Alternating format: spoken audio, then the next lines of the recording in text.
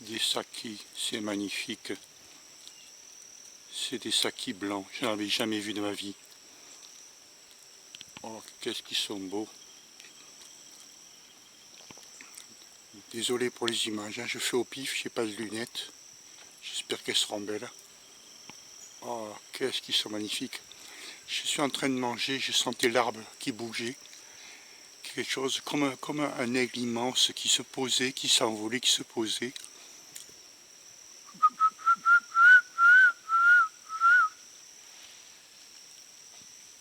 Je filme celui-là parce que je ne peux pas voir les autres qui sont plusieurs. J'espère que vous le voyez bien, il est magnifique. Un saki à tête blanche. Vous voyez, il a une queue énorme.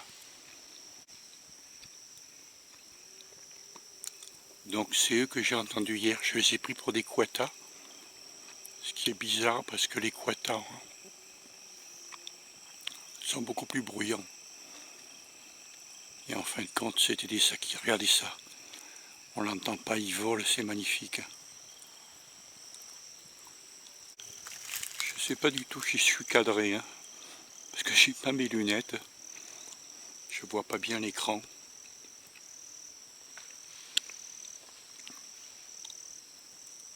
Voilà, il est parti au fond là-bas. J'arrive même pas à voir mon doigt devant l'écran.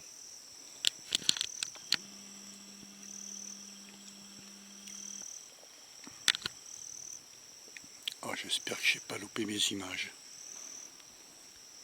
Bon, petit break entre 15h et 17h, vu qu'il ne se passe pas grand-chose. On fait un petit peu le point sur ce qui s'est passé ce matin. J'ai pas eu de pro. J'ai eu d'abord les Hoko, un couple de Hoko. Il y en avait au moins deux, hein, j'ai pas bien vu, mais au moins deux. Ils sont venus dans mon dos. J'ai pas pu le. Je les ai filmés comme ça en retournant la caméra. J'ai essayé de cadrer, donc on n'a pas vu grand chose, c'est dommage. Rebelote 3-4 minutes après, avec un petit agouti de 3 kilos, pas très gros, qui est passé carrément en rampant en bas de mon affût. Le temps que je me rende compte, il était un petit peu loin, donc on voit 2 ou 3 secondes de son passage. Et puis vers midi, je vous dis, j'ai eu une sensation bizarre. Je voyais une grosse ombre passer sur ma bâche. Il y avait un petit peu de soleil. Et puis, comme un oiseau immense, genre un ptérodactyle, qui se posait dans l'arbre, et mon hamac bougeait, quoi.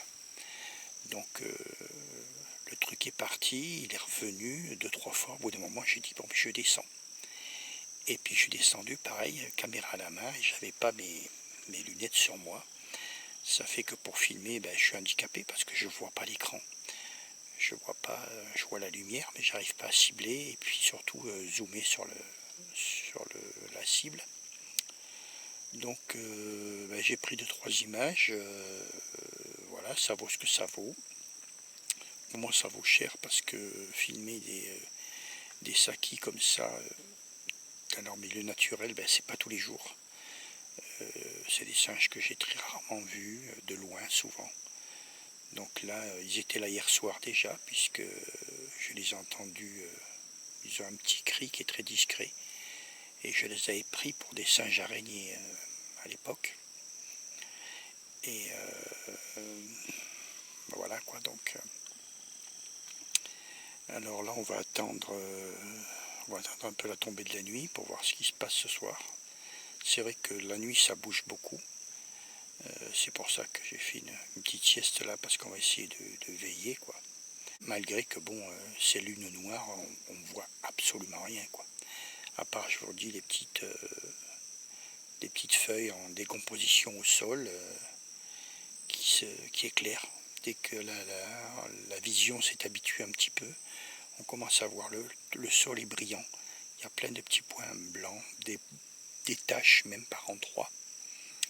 Donc c'est un truc qui m'a toujours un peu émerveillé, quoi. Et voilà. Donc certains peuvent se demander qu'est-ce que j'ai derrière la tête. Eh bien, c'est simplement un petit bidon de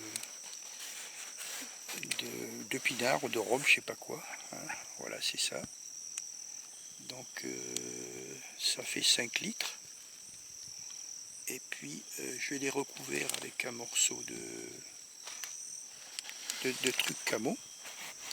Donc ça me fait un super oreiller qui va bien qui me cale la nuque comme il faut. Et puis toujours le problème de poids et de volume. Quand je m'en vais, ben, je le dégonfle, ça prend 30 secondes. Et puis je le plie dans mon sac. Alors par contre, il faut qu'il soit gonflé à fond. Parce que si on le gonfle qu'à moitié, on a une sorte de crissement, de bruit de plastique qui s'entend assez loin, quoi. Mais là, quand il est gonflé à fond, ça gêne pas. Puis en plus, c'est vraiment à la bonne hauteur pour se reposer la tête. Et en regardant à droite et à gauche, ça me permet de voir, c'est-à-dire dès que j'entends un bruit, de regarder ce que c'est, et puis de pouvoir attraper ma caméra, quoi.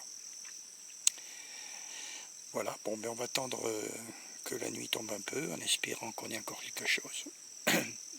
Sinon, après, je rentre demain, je pense faire la fin de matinée.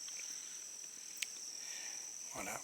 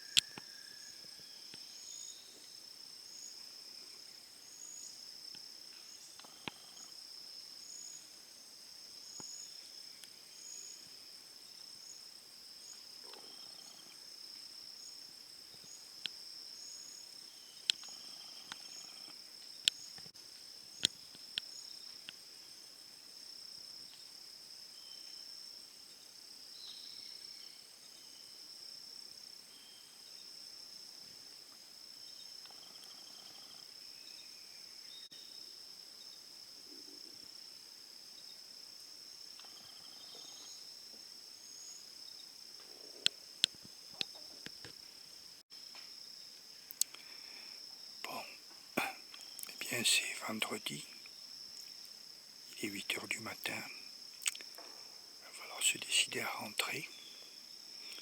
J'ai pas trop envie, mais bon, on m'attend, donc il faut que j'y aille. Je vais quand même rester encore un petit peu, parce que là le soleil commence à se lever, et je viens juste de filmer un dynamo varié. Et donc c'est la première fois que j'arrive à le filmer, c'est un vrai fantôme. Vous allez voir sur la vidéo, on le voit à peine 2-3 secondes. Le problème c'est que il m'est passé à côté, j'avais de quoi le filmer pendant plus d'1 minute. Ils sont tellement discrets qu'on ne les voit pas. Et mon œil a été attiré dessus au dernier moment quand il remontait dans la montagne. Donc j'ai pu le filmer juste quelques secondes et puis après il est passé sous la bâche, je l'ai perdu. Voilà, c'est un peu les aléas du reportage en forêt. Bon, je reste encore un petit peu en espérant peut-être voir de nouveau les Hocos, parce qu'ils ont chanté pas mal cette nuit, pendant 1 heure, à côté de moi, mais trop loin pour que j'allume la lumière. Donc comme je me suis retourné dans le bon sens, s'ils ont la bonne idée de passer ce matin, eh ben, je vais essayer de les mettre sur la pellicule, comme on dit. Allez, à plus tard.